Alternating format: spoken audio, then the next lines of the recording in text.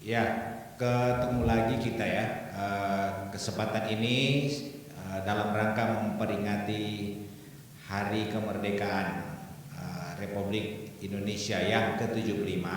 Jadi saya akan membahas atau menyampaikan informasi mengenai para pahlawan nasional. Nah, ada cukup banyak pahlawan nasional kita di Indonesia, tapi untuk kesempatan ini saya lebih mengkhususkan untuk pahlawan nasional yang berasal dari Sulawesi Utara. Nah, siapa saja mereka itu dan apa yang sudah mereka lakukan tentu untuk bangsa dan negara Indonesia, maka paling tidak sebagai anak bangsa kita harus menghargai dan menghormati jasa-jasa dari para pahlawan. Nah, karena ada pepatah yang mengatakan itu bangsa yang besar itu adalah bangsa yang menghargai jasa-jasa para pahlawan pendahulunya. Nah, dari Sulawesi Utara itu sampai saat ini dari referensi yang saya peroleh itu ada kurang lebih 9 pahlawan nasional yang sudah tercatat sebagai pahlawan nasional. Itu referensi yang saya dapat terakhir ya. Mungkin sudah berubah ya, saya minta maaf, saya tidak ada referensi lebih baru lagi. Tapi paling tidak ini saya mengambil dari media sosial, antara lain dari website Surat Kamal Tribun Manado ya. Ini saya ambil dari website tersebut. Ada beberapa data, kemudian ada juga gambar-gambar yang saya peroleh itu saya dapat dari media sosial juga, dari Google ya. Nah, ini kita bahas yang pertama saja ya. Kita lihat sudah ada gambar di samping saya ini adalah salah satu pahlawan nasional yang berasal dari Sulawesi Utara, yaitu John Lee. Nah, siapakah John Lee ini? Nah, kita lihat. Jadi John Lee ini adalah pahlawan nasional ya. Dia lahir di Manado pada tanggal 9 Maret 1911 dan wafat pada 27 Agustus 1988. Jadi pada umur 77 tahun beliau ya. Usia beliau. Nah, nama lengkap dari John Lee ini adalah Yahya Daniel Dharma. Jadi ini beliau terkenal sangat mahir di laut ya. Jadi bisa menyelundupkan senjata dan berbagai perlengkapan perang ini. Jadi beliau sangat pintar berdali dari armada laut Belanda yang berpatroli di laut Indonesia, sampai mendapatkan julukan sebagai hantu Selat Malaka ya beliau ini.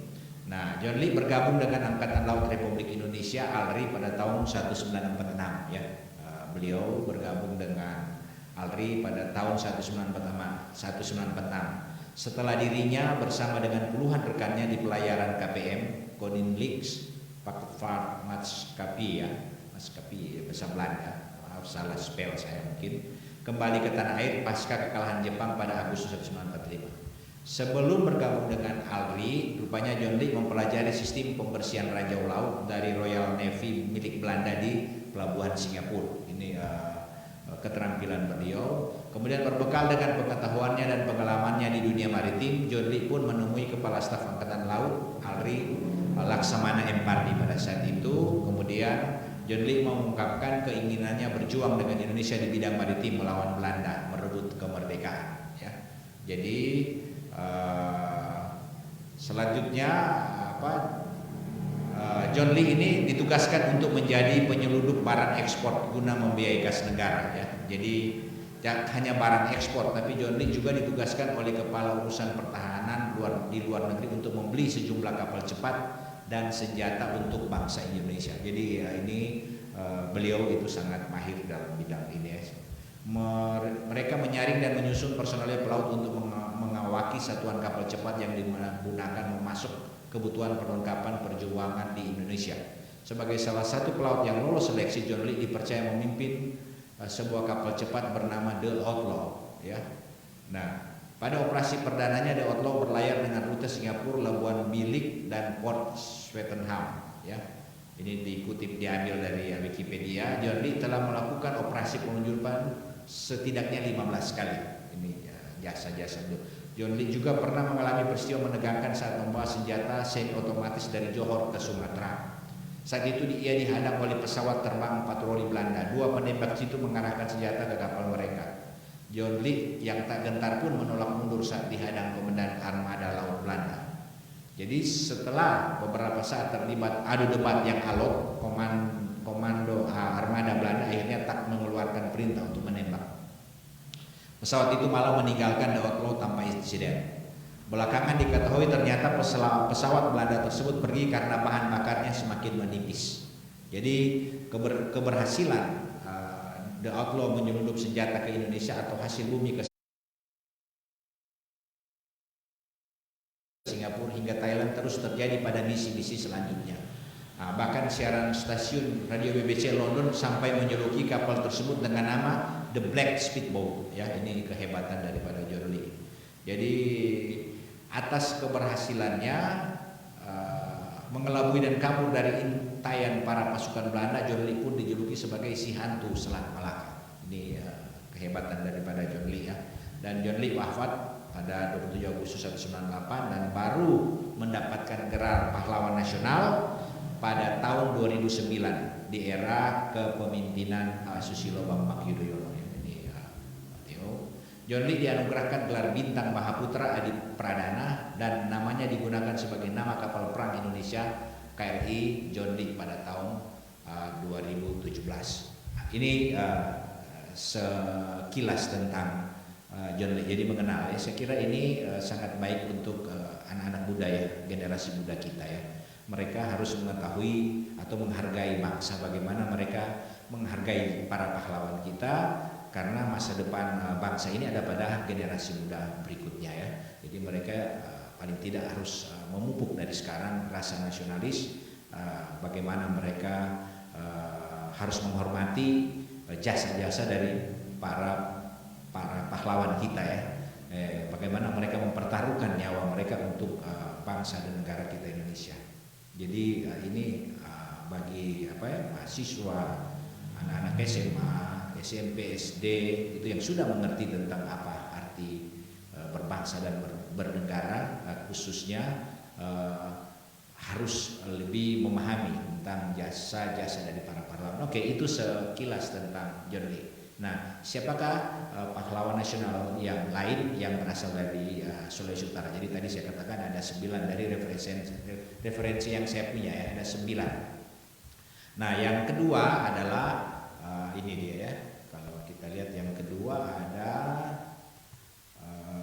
AA Maramis ya. AA Maramis, kita lihat AA Maramis. Nah, siapakah AA Maramis? Jadi ini beliau ini mendapat sebagai pendiri bangsa dan suara kaum minoritas ya, beliau ya. Nah, Alexander Andries Maramis atau AA Maramis adalah tokoh penting di masa-masa perjuangan mempertahankan kemerdekaan Republik Indonesia. Ia termasuk tokoh yang merumuskan dasar negara Republik Indonesia bersama dalam Panitia 9 ya. Anggota Badan Penyelidik Usaha Persiapan Kemerdekaan BPUPK yang dibentuk tanggal 1 Maret 1945 ya. Nah, jadi ini AA Maramis ini, Alexander Andries Maramis ini adalah tokoh penting ya, masuk dalam sebagai anggota Badan Penyelidik Usaha Persiapan Kemerdekaan ya, tanggal 1 Maret. AA Maramis lahir pada tanggal 20 Juni 1897 di Desa Paniki Bawah ya. Jadi AA Maramis masih punya pertalian dengan Maria Walanda Maramis ya. Itu ini dari referensi yang saya dapat ya. Oke. Nah, selanjutnya ia menamatkan pendidikan dasarnya pada tahun 1911 di sekolah elit Belanda di Manado, yakni Aerospeech Lager School (ALS) ya, ALS. Maaf kalau salah spell, saya tidak ahli bahasa Belanda ya. Selesai menamatkan pendidikan dasarnya, keluarga berembuk untuk menyolokkan AA Maramis ke pendidikan sekolah yang lebih tinggi di Batavia, yakni Hoger Burger School. Burger School, HBS. Mengingat saat itu Manado hanya salah satu wilayah keresidenan Ternate. Pada tahun 1918, keluarga lalu mengirim Maramis ke HBS di Jalan Matraman. Sejak bersekolah di Batavia, Maramis bertemu dengan teman-teman sebangsanya dari daerah berbeda. Di antaranya Ahmad Subarja, beretnis Jawa, dan Datuk Natsir Pamuncak dari Sumatera. Ya, ketiganya sahabat karib ini studi di Universitas Leiden, Belanda. Ketiganya mendapat beasiswa dari pemerintah Hindia Belanda selama 6 tahun. Jadi dari pengamatannya ada kelompok pemuda yang berkembang menjadi kekuatan anti kolonial. Jadi di sini ya ada semasa kuliah Maramis bertemu pemuda dari seluruh Indonesia, kuliah di kampus yang sama ya di Belanda. Kemudian ada pemuda beraliran sosialis yang telah mendapat pendidikan Marxisme Leninisme, mereka berafiliasi dengan Serikat Pekerja untuk memerangi imperialisme. Juga ada kelompok pemuda Islam yang dipengaruhi organisasi Serikat Islam yang di Indonesia berkembang menjadi kekuatan anti kolonial. Ya. Ini pada Juni 1924 A.A. Maramis berhasil menyelesaikan studi dan mendapat gelar Mr. in the Rechten atau ahli hukum. Sama ini tak banyak orang yang mendapat gelar tersebut ya. A.A. Maramis kembali ke tanah air pada Juli 1924. Ia mendapat tawaran pemerintah Hindia Belanda untuk menjadi pegawai mereka. Namun A.A. Maramis menolaknya. Ya. A.A. Maramis memilih menjadi pengacara bagi rakyat Indonesia yang kurang mampu. Dari sinilah perjuangan A.A. Maramis bagi bangsa dan negara dimulai. Kemudian beliau diangkat sebagai Menteri Keuangan.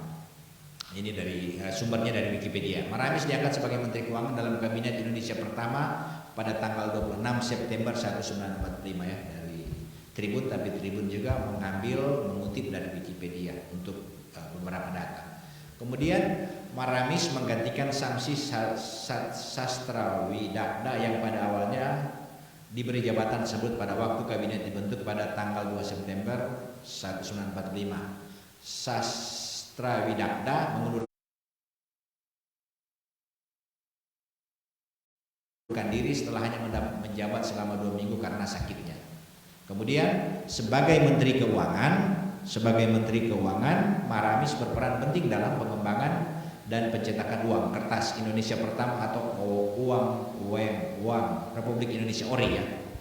Dibutuhkan waktu 1 tahun sebelum uang kertas ini bisa dikeluarkan secara resmi pada tanggal 30 Oktober 1994. Oke, dan seterusnya beliau berkiprah sebagai Menteri Keuangan. Setelah itu pada tanggal 19 Desember 1948 Belanda memulai agresi militer Belanda kedua pada saat pemerintahan Hatta Soekarno.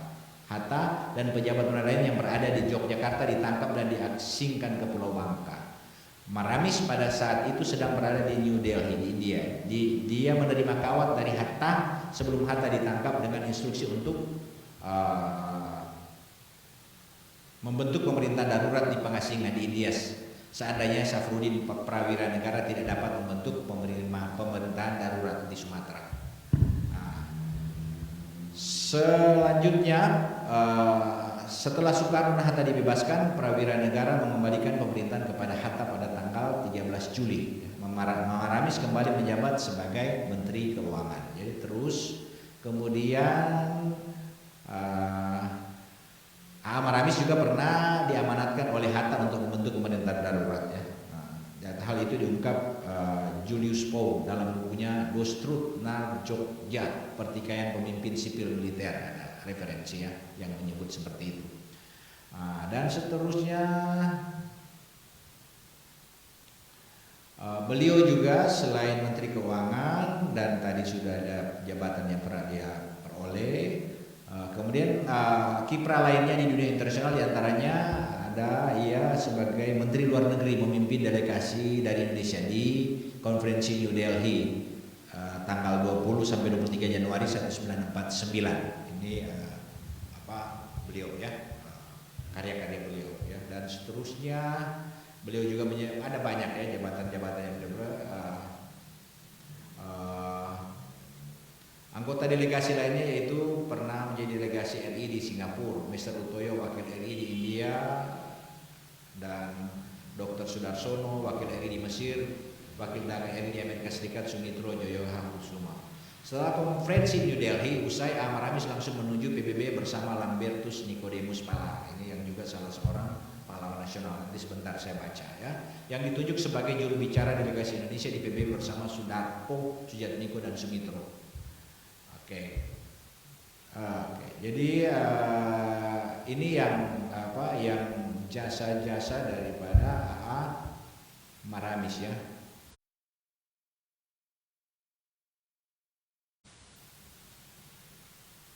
Kemudian Maramis juga mendapat penghargaan MURI ya, sebagai Menteri Keuangan pertama yang menandatangani 15 mata uang RI, kata Lodi Rudi Pandean.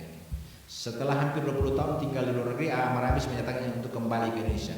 Pemerintahan Indonesia mengatur agar ia bisa kembali pada tanggal 27 Juni 1997 ia tiba di Jakarta. Ya, pada bulan Mei 1997 ia dirawat di rumah sakit setelah mengalami pendarahan. Maramis meninggal dunia pada tanggal 31 Juli 1977 di Rumah Sakit Angkatan Darat Gatot Subroto. Hanya 13 bulan setelah ia kembali ke Indonesia. Oke, jadi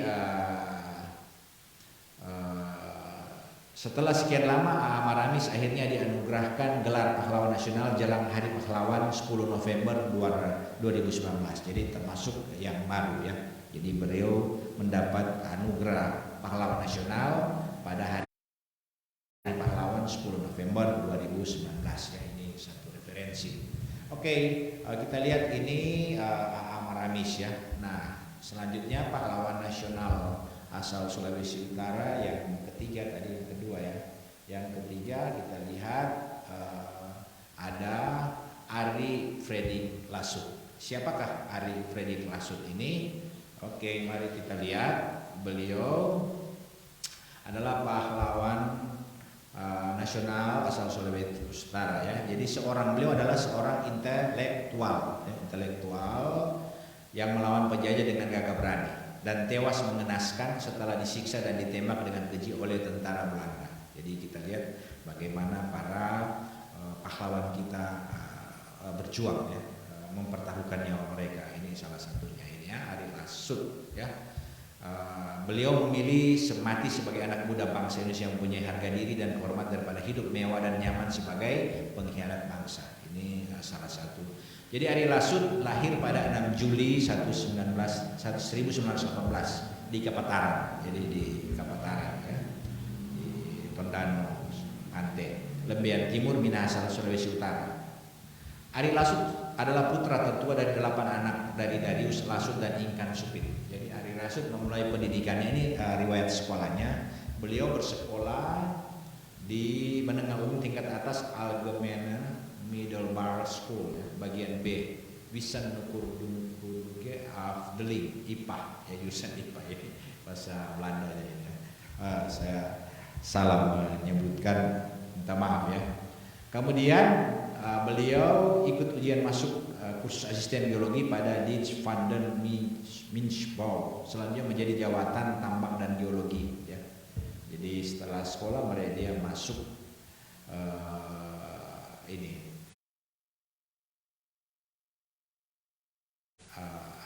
sekolah geologi. Jadi beliau termasuk ahli geologi.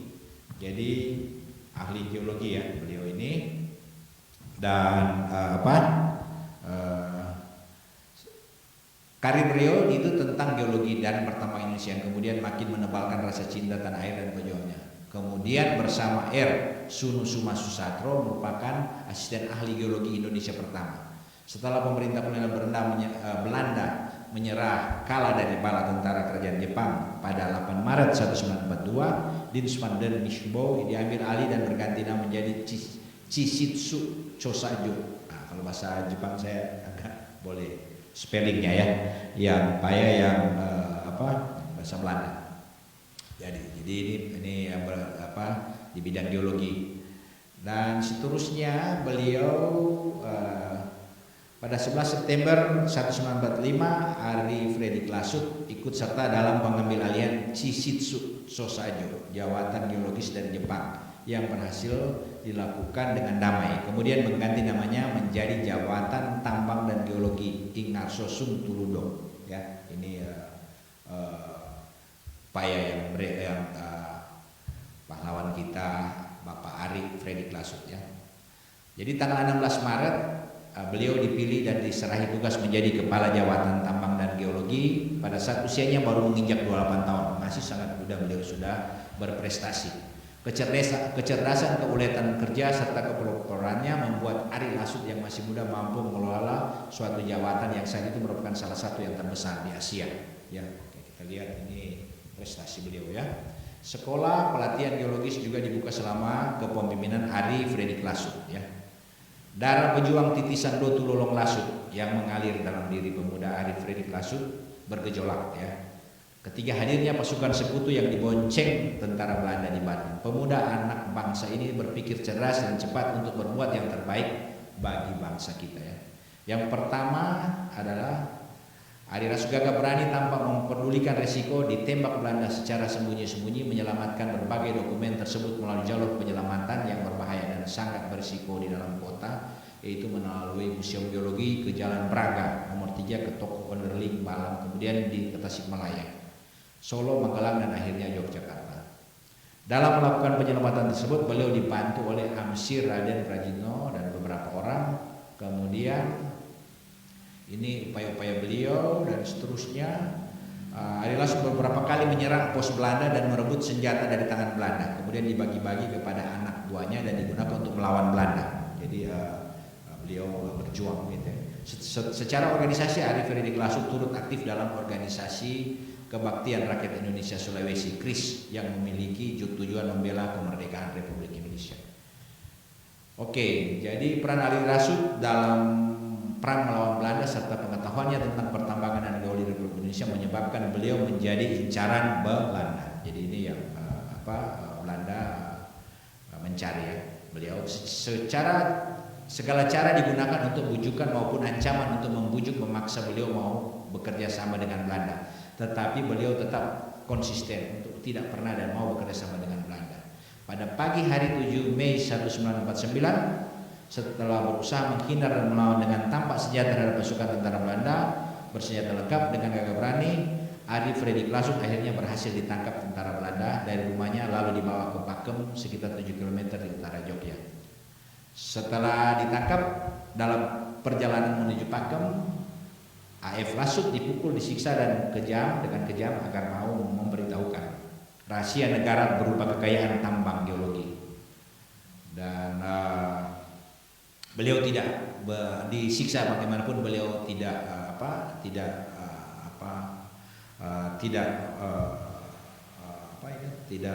berkhianat untuk negara. Beliau bertahan mati-matian tidak membongkar rahasia negara ya. Ini contoh yang salah satu contoh yang baik. Ini pahlawan-pahlawan kita, contoh-contoh yang patut kita lihat ya kepada generasi muda ya. Akhirnya sambil menatap tentara Belanda dengan gagah berani, beliau ditembak dengan keji oleh tentara Belanda yang putus asa. Dan beliau wafat di Sleman, Pakem, Sleman, Yogyakarta 7 Mei 1949 pada umur 30 tahun. Masih sangat muda ya. Ini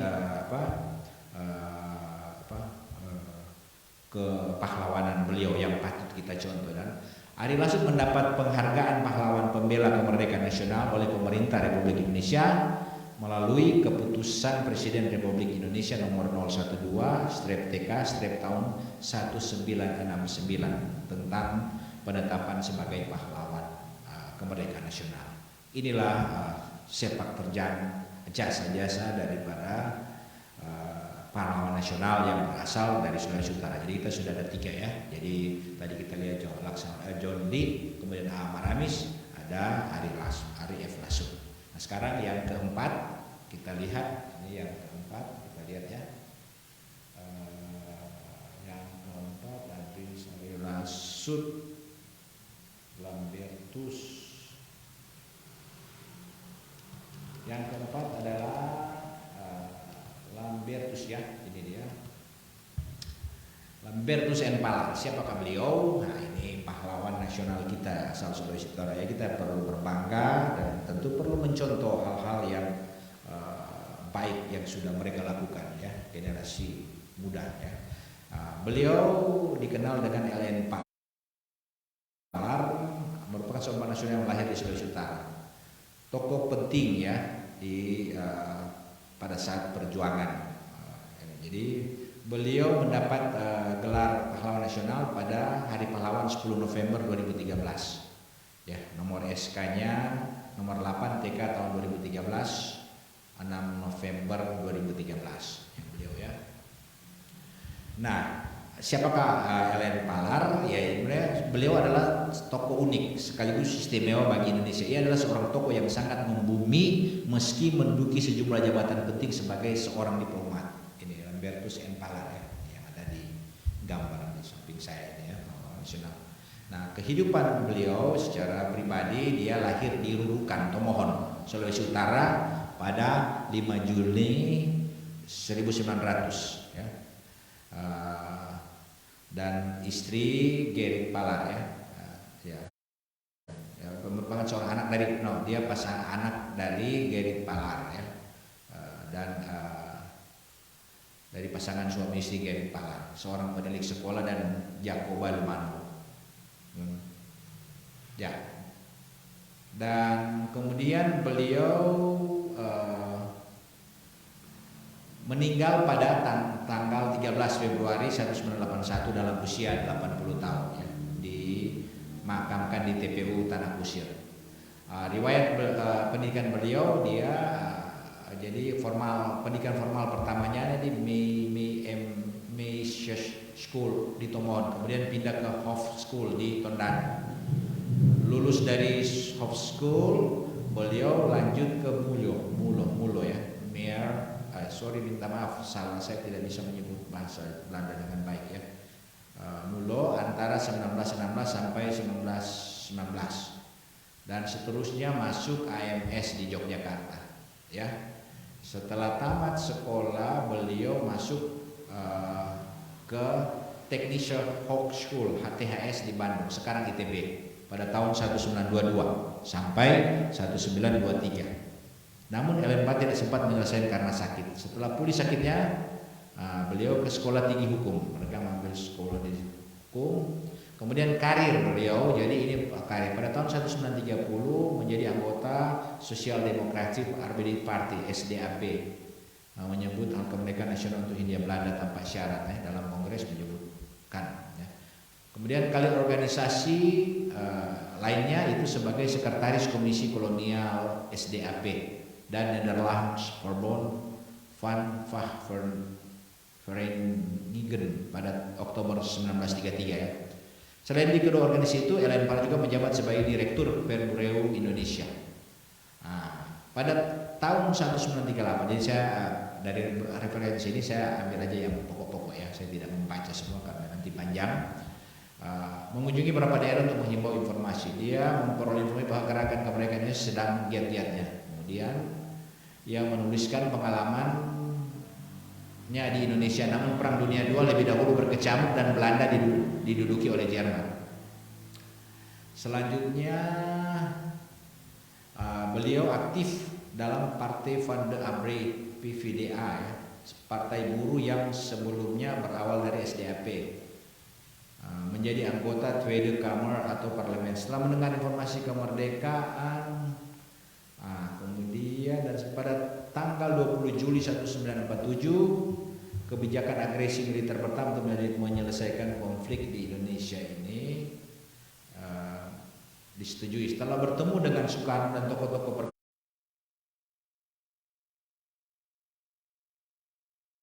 gerakan lainnya seperti Sultan Syahrir dan Agus Salim, LN Palar kemudian mengundurkan diri dari parlemen sebagai bentuk protes atas tindakan Belanda dalam agresi militer pertama. Dari sinilah kontribusi LN Palar dalam perjuangan diplomasi Indonesia dimulai.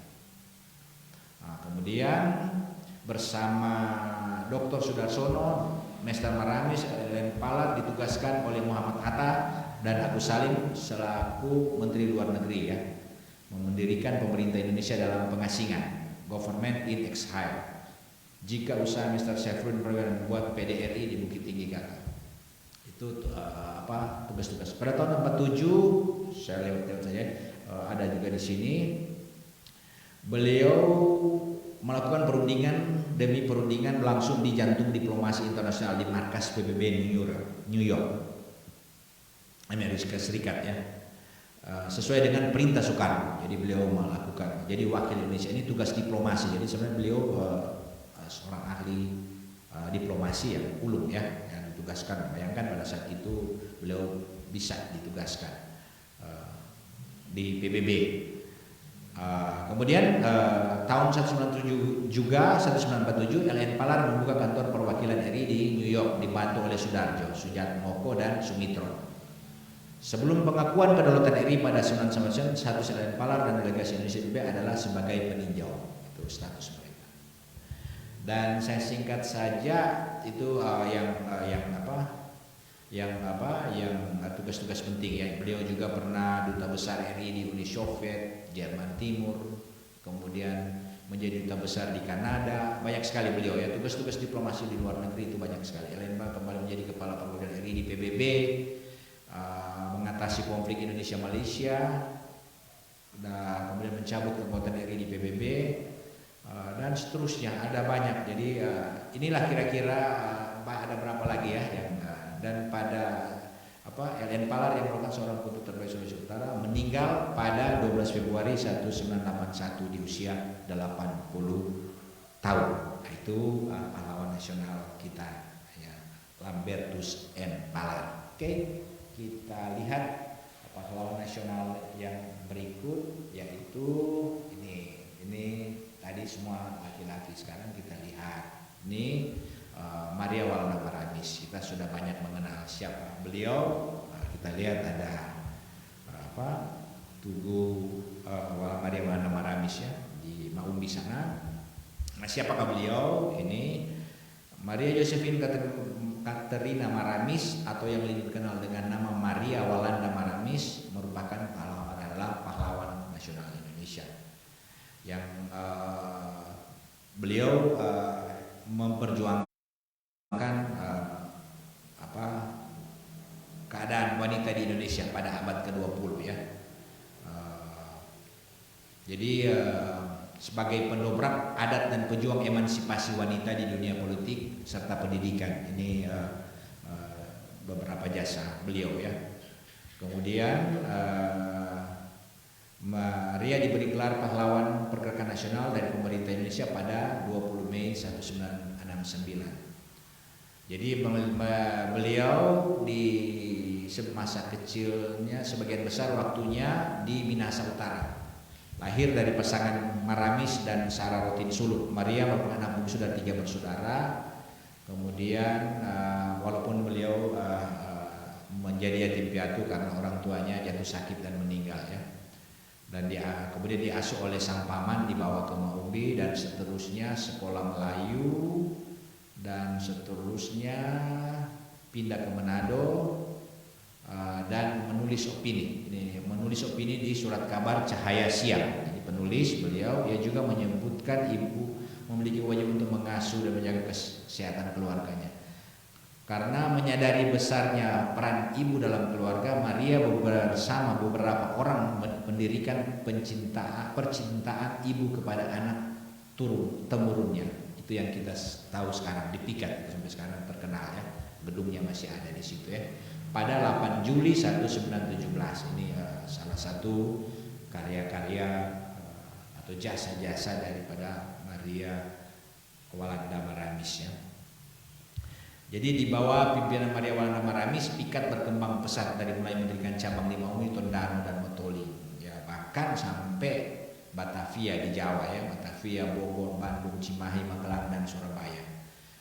Hampir 1 tahun kemudian membuka sekolah. Pikat kemudian membuka sekolah di Manado pada 2 Juni 1918 hingga Maria meninggal pada 22 April 1924 di Maumbi. Ia tetap aktif menjalankan Pikat. Untuk mengenang jasa, pemerintah di Manado membangun monumen pahlawan nasional Maria Walanda Maramis di Desa Maumbi, Kecamatan Kalawan. Ya, gitu. Jadi itu jasa-jasa atau yang apa yang dilakukan. Jadi perjuangan emansipasi wanita dan pendidikan ya.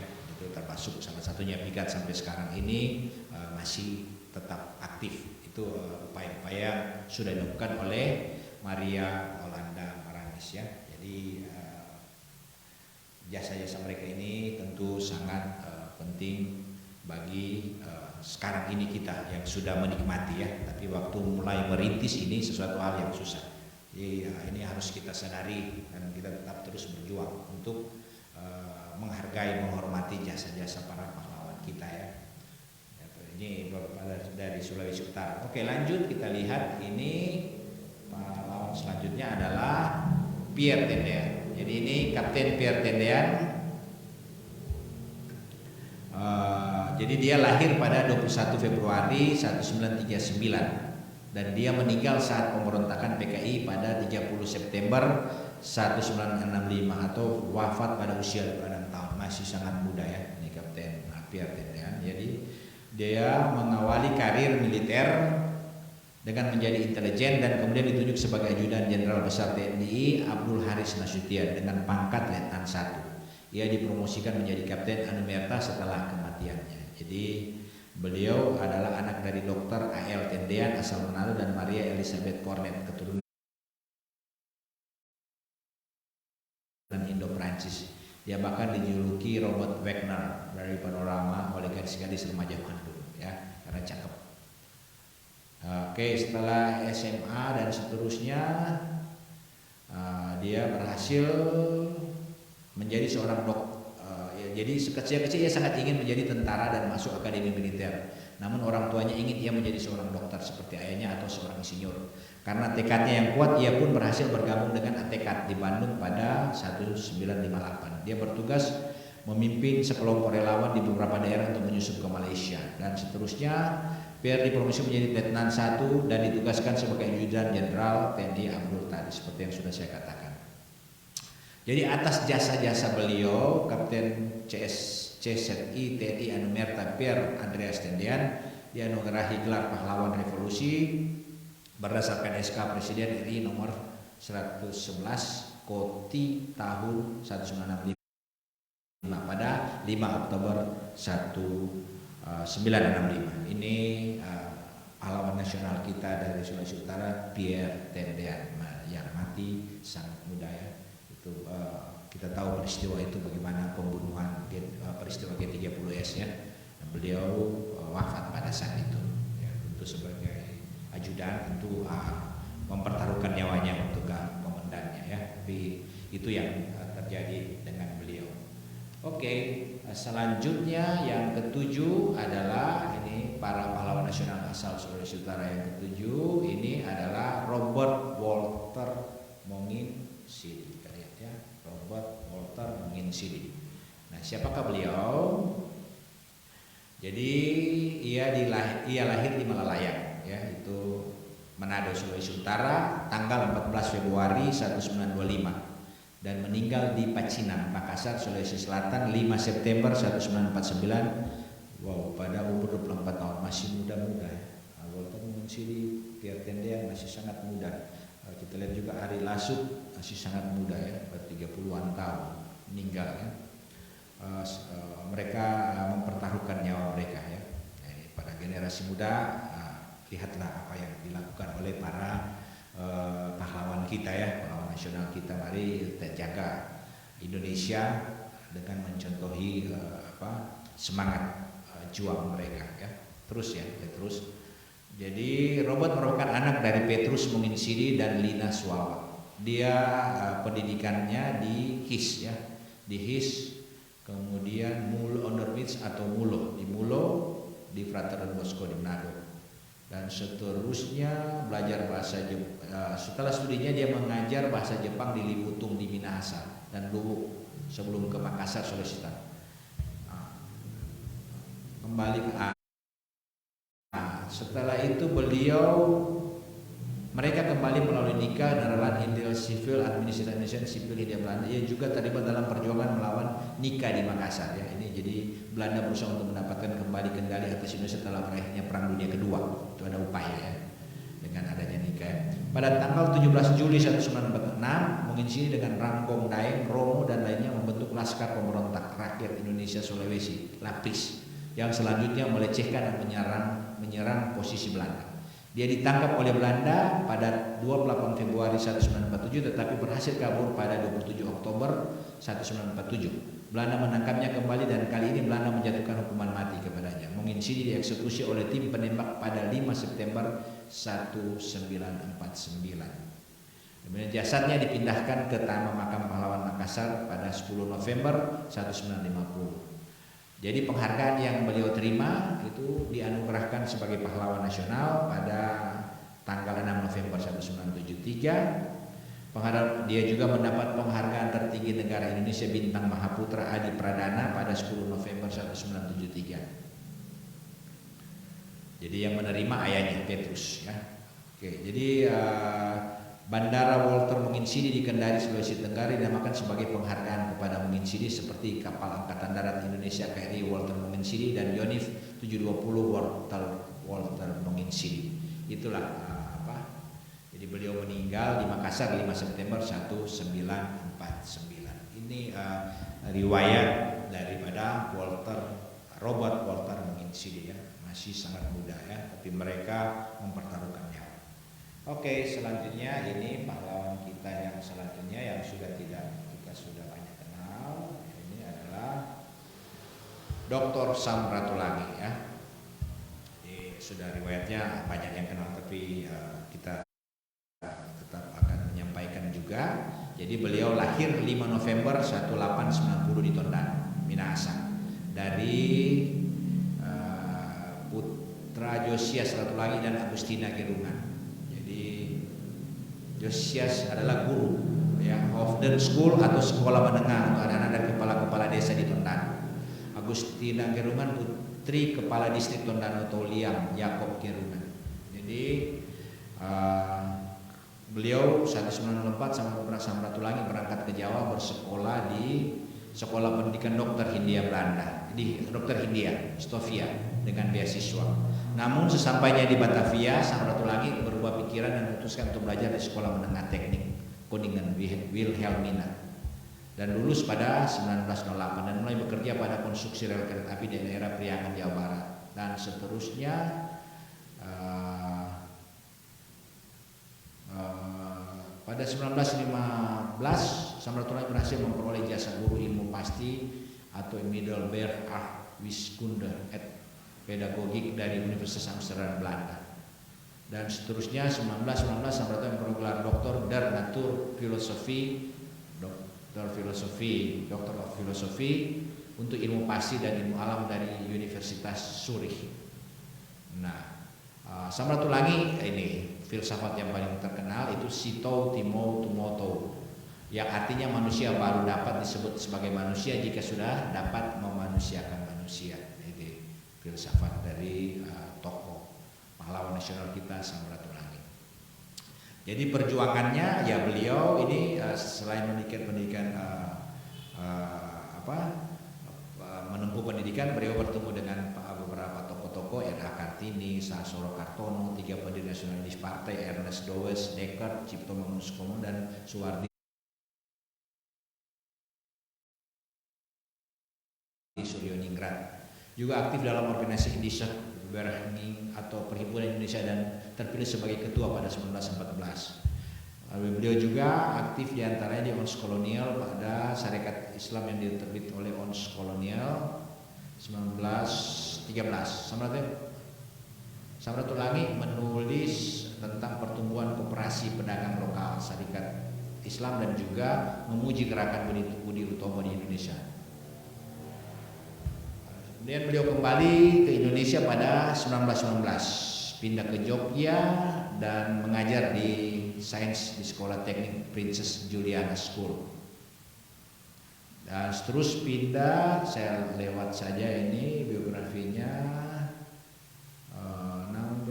Ini pada 16 Agustus 1927 Samratulangi dan Ronald Tumbelaka memulai Partai Persatuan Minahasa yang bermuatan orang-orang sipil dan militer. Namun beberapa anggota militer melakukan pemberontakan dan melawan Belanda, sehingga karena hal tersebut partai dilarang berpartisipasi dalam organisasi politik. Samratulangi dan Roland Tumbelaka kemudian kembali partai Kemudian kembali Partai Persatuan Indonesia yang hanya memiliki anggota sipil. Pada 1939 Persatuan Indonesia merupakan satu di antara partai politik yang membentuk gabungan politik Indonesia bersama Gerindo, Parindra, Pasundan, PPKI, Persatuan Partai Katolik Indonesia, dan PSI, Persatuan Sarekat Islam Indonesia. Pada 1927-1937 Samratulangi diangkat menjadi anggota Foxrat atau Dewan Rakyat mewakili rakyat di Minahasa. Jabatannya di Dewan Rakyat tersebut digunakan untuk mengajukan tuntutan supaya kolonial Belanda menghapuskan segala perbedaan dalam bidang politik ekonomi. Ya. Kemudian pada 1932 Samratulangi adalah salah satu pendiri Vereniging Fund Indonesia Akademisi, ya, atau Persatuan Cendekiawan Indonesia. Ya. Dan beliau tahun 1938 menjadi editor sebuah majalah berita berbahasa Belanda, Nationale Commentaren, kemudian menulis pendapat-pendapat yang menentang tindakan tidak adil pemerintah kolonial Belanda. Ya. Nah, di masa pendudukan Jepang, Samratulangi itu terlibat menjadi anggota Panitia Persiapan Kemerdekaan Indonesia (PPKI) pada awal Agustus 1945 mewakili Sulawesi Utara. Setelah kemerdekaan, ketika Jepang menyerah kepada sekutu dan Indonesia memproklamasikan kemerdekaan 17 Agustus 1945, Samratulangi diangkat sebagai gubernur Sulawesi yang berkedudukan di ujung pandang. Namun pada bulan September pasukan Belanda bersama NIKA atau Pemerintah Sipil Hindia Belanda mendarat di Makassar untuk mengambil alih pemerintahan. Samratulangi tidak terima dengan keputusan tersebut, kemudian mendirikan Pusat Keselamatan Rakyat sebagai bentuk perlawanan bersama rakyat. Perebutan kekuasaan terjadi antara pihak Belanda dan rakyat hingga menimbulkan pemberontakan. Kemudian pada 5 April 1946 Samratulangi beserta para pengikut dipenjarakan selama 1 bulan di ujung pandang sebelum dibuang ke Serui Irian Jaya. Di tempat pengasingannya di Serui Irian Jaya, Samratulangi membentuk organisasi Ibunda Irian dan Partai Kemerdekaan Irian yang bertujuan memupuk semangat kemerdekaan. Jadi setelah adanya perjanjian Renville pada 1998, Samratulangi akhirnya dibebaskan, kemudian ditunjuk oleh Soekarno menjadi anggota Dewan Pertimbangan Agung dan Delegasi Indonesia dalam perundingannya dengan Belanda. Pada 10 November 1948 ketika terjadi pemecah belahan Persatuan Bangsa Indonesia, Samratulangi mengeluarkan Manifest Ratulangi. Isinya adalah pernyataan keras dari Samratulangi yang menentang Indonesia bagian timur dari Republik Indonesia. Jadi, dan beliau wafat pada 30 Juni 1949 meninggal 1949 dan dimakamkan sementara di Tanah Abang sebelum pada 23 Juli 1949 jenazahnya dipindahkan ke Manado. Pada 1961 Samratulangi diberi anugerah dengan gelar pahlawan nasional, ya, tahun 1991, nomor Kepres nomor 590 tahun 1991. Dan banyak sekarang ini kita tahu nama universitas di Sulawesi Utara, Universitas Samratulangi, lapangan terbang di Sulawesi Utara, lapangan terbang Samratulangi dan lain-lain, ya, akibat prestasi beliau, ya. Di mana pada terakhir 2016 uang pecahan 20.000 ada gambar Samratulangi itu yang terakhir. Oke, kita masuk ke pahlawan nasional asal Sulawesi Utara yang ke-9, ya, ini. Dia adalah Bernard Wilhelm Lapian, ya, ini dia. Nah, Bernard Wilhelm Lapian itu lahir di Kawangpohan 30 Juni 1892, ya. Kemudian dia wafat di Jakarta 5 April 1977, usia 84 tahun. Nah, kiprah Lapian ini, BW Lapian ini, Bernard Wilhelm Lapian ini itu pada zaman penjajahan Belanda, kemudian penjajahan Jepang hingga zaman kemerdekaan Indonesia, lapangan perjuangannya pun terbentang luas dari aktivis pejuang, militer, birokrasi, jurnalistik hingga keagamaan. Jadi seperti dituturkan Judi Turambi, ketua panitia, mengutip sejumlah buku tentang BW Lapian, Lapian muda adalah salah satu tokoh yang menggunakan jurnalisme sebagai alat perjuangan. Jadi ini perjuangan seorang jurnalisme. Ketajaman penanya Lapian mulai terlihat saat ia menulis di Surat Kamar Lokal Magelang, Pangkal Kemajuan, bacanya, kemajuan ya. Lapian menulis tentang penindasan yang dilalui warga Magelang. Tulisan semacam itu tergolong langka di masa itu, yakni tahun 1919, di mana Belanda masih berkuasa penuh. Lapian kian bergelut dengan jurnalisme ketika menjabat ketua cabang Persatuan Minahasa di Batavia. Dia membidani lahirnya surat kabar Fajar Kemajuan. Lapian leluasa menyampaikan idenya tentang Indonesia merdeka melalui surat kabar itu. Tulisan Lapian yang keras menentang penjajah turut andil dalam menyemai nasionalisme di masa itu yang ditandai dengan Sumpah Pemuda ya. Jelang Perang Dunia II, nasionalisme di Minahasa menurun. Mereka termakan propaganda Belanda untuk memasukkan Minahasa sebagai provinsi ke-12 Belanda. Ia mendirikan surat kabar semangat hidup untuk melawan propaganda Belanda itu. Menurut Turambi, pengalaman berorganisasi serta dunia pers menemukan sikap demokratis pada Lapian. Hal itu tampak saat ia menjadi anggota Volksraad Minahasa tahun 1930. Umumnya anggota Volksraad menampilkan sifat feodalistik. Namun Lapian mampu menunjukkan sikap demokratis pada dia. Ya, kata dia, sikap hidup yang demokratis membawa Lapian ke Kongres Pemuda di mana Sumpah Pemuda tercetus. Puncak perjuangan Lapian adalah peristiwa Merah Putih di Manado. Dikisahkan pada 7 Januari 1946, Lapian yang waktu itu menjabat sebagai wali kota Manado didatangi para nasionalis antaranya Tumbelaka, Taulu serta Wisan. Mereka memberitahu Lapian rencana mengadakan perebutan kekuasaan. Lapian setuju, namun menyuruh keduanya bergerak diam-diam. Diputuskan hari H pada 14 Februari, namun rencana itu tercium Belanda. Buktinya CH Taulu serta Wisan ditangkap oleh tentara Belanda sehari sebelum hari H. Meskipun demikian, rencana perebutan kekuasaan terus berlanjut. Dimulai pukul 1 dini hari, 2 jam kemudian bendera merah putih sudah berkibar di tangsi Belanda di Teli. Ya, ini salah satu beberapa jasa daripada Bernard Wilhelm Lapian. Ya. Peristiwa saat itu menjadi headline sejumlah pers barat, antaranya Radio Australia, BBC, London, serta surat kabar dari Amerika. Radio Australia bahkan menyiarkan pidato Presiden Soeharto tentang peristiwa itu. Minahasa walaupun terkecil dan terpencil di wilayah Republik Indonesia, namun putra-putrinya telah memperlihatkan kesatriaan terhadap panggilan Ibu Pertiwi. Jadi laksanakan tugasmu dengan seksama dan penuh tanggung jawab, kata Soekarno. Jadi ini bentuk rasa memiliki bangsa Indonesia yang ditunjukkan oleh B.W. Lapian. Kemudian surat kabar terbesar waktu itu di Indonesia Merdeka menulis peristiwa itu dengan judul Pemberontakan Besar di Minahasa. 2 hari setelah penyerbuan yang berani itu, CH Taulu yang menjadi pimpinan tertinggi Tentara Republik Indonesia di Sulawesi Utara menggelar rapat di kantor Dewan Minahasa di Manado. Rapat dihadiri pembesar militer sipil hukum tua Minahasa Raja Molo serta kepala daerah Gorontalo. Disepakati pembentukan Dewan Musyawarah Masyarakat Sulut dan Lapian menjadi kepala pemerintahan sipil di Sulut. Dan setelah diangkat, Lapian langsung melakukan sejumlah langkah progresif. Pada 21 Februari Lapian mengumumkan wilayah Sulut serta Tengah bekas Residen Manado adalah bagian dari pemerintahan Republik Indonesia. Lapian juga berupaya menenteramkan rakyat serta membenahi administrasi pemerintahan lewat tipu muslihat Belanda kembali merebut kekuasaan. Pada 11 Maret 1946, Lapian ditangkap lalu dipenjara di Tangsi Teli. Setahun kemudian dia dipenjara di Cipinang. Pada 1948, Lapian dibawa ke penjara Sukamiskin.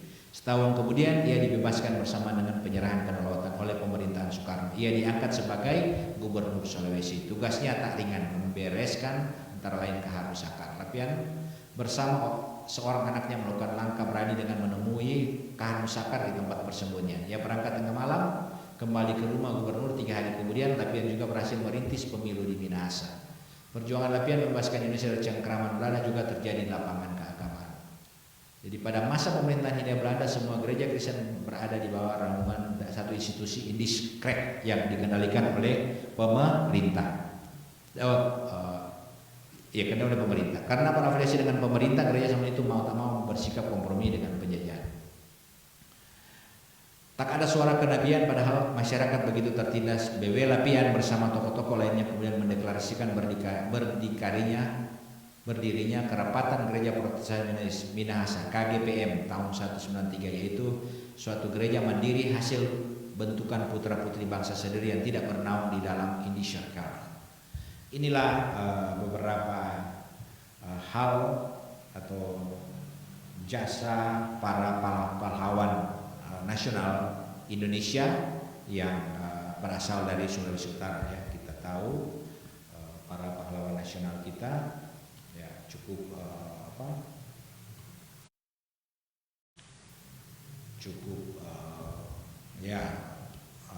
sangat penting dalam mempertahankan atau menjaga kemerdekaan atau dalam memerdekakan bangsa Indonesia. Jadi putra putri Sulawesi Utara juga ikut terlibat dalam perebutan kemerdekaan Republik Indonesia dari tangan penjajah saat itu adalah Belanda dan Jepang. Ya, jadi semoga apa yang menjadi jasa-jasa perjuangan mereka, kita sebagai generasi muda itu terus menjaga, ya. Kita terus menjaga dan nilai-nilai luhur yang sudah ada ini itu mari kita tanamkan kepada anak cucu kita, ya, agar supaya bangsa Indonesia ini tetap bersatu untuk menjadi bangsa yang besar. Kita tahu kalau kita bersatu kita akan menjadi bangsa yang besar, walaupun kita berbagai macam suku bangsa, budaya dan bahasa, tapi kita tetap mengingat jasa-jasa para pahlawan dan menghargai jasa-jasa mereka. Maka jika ini kita terus pertahankan terus, terutama nanti kepada generasi kita selanjutnya, nilai-nilai sejarah ini akan masuk mendarah daging dalam kehidupan berbangsa dan bernegara di Indonesia, dan tentunya kita negara Kesatuan Republik Indonesia ini akan terus eksis dan maju seperti saya lihat itu Indonesia maju ya. Kali ini kita kemerdekaan kita memilih topik Indonesia maju ya. Ada Indonesia maju. Jadi kita harus berjuang bersama. Sekecil apapun itu kita tetap harus menghargai apa yang sudah mereka lakukan, dan kita saat ini sebagai generasi penerus mari kita lakukan hal-hal yang baik untuk bangsa dan negara sesuai dengan kemampuan kita masing-masing ya. Kita sudah diberi talenta masing-masing. Kalau kita sebagai pendidik, saya sebagai pendidik saya akan menjadi pendidik yang baik, saya sebagai pegawai yang baik, saya sebagai pengusaha yang baik, saya sebagai apapun profesi ya kita ya, itu mari kita lakukan dengan baik untuk negara tercinta kita dan untuk bangsa kita semakin maju ke depan dan semakin diakui di dunia internasional. Saya kira sekian ulasan saya.